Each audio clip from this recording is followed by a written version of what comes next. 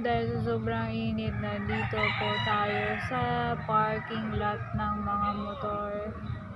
Ayaw pumunta dun sa dagat kahit mahangin. Sobrang init. So, nandito ako ngayon sa... Ayan yung mga kasama ko. Ayan mga sir. Ayan yung mga kasama ko. Ayan mga sir.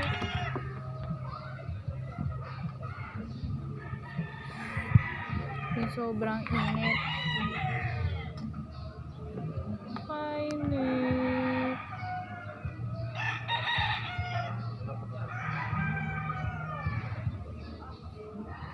Nabusog na ako sa kinain kong mangga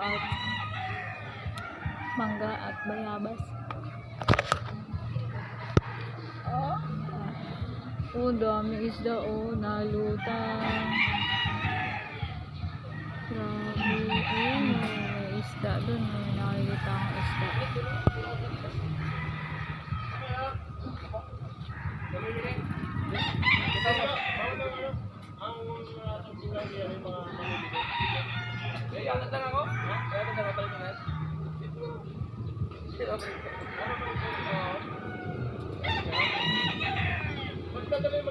Ha?